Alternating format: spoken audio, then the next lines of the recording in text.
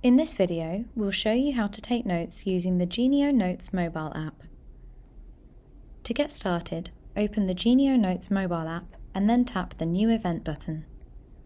Then give your event a name and tap Continue. When you're ready, tap Start Recording and Genio Notes will begin recording everything that's said. To add a text note, tap the Add Text box and type. When you're finished, tap Send. You can also tag key moments using labels. To do this, tap and hold for a second on a label. You can also combine text notes and labels. To do this, tap the Add Text boxes and add your notes. Then tap to select the relevant label before sending it to your notes feed.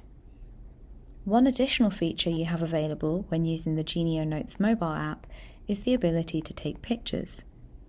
This is great for capturing slides from a presentation, annotations on a whiteboard, or anything else you need a visual of.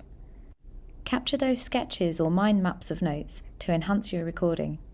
To do this, tap the camera icon, snap a picture, and then select to use the photo.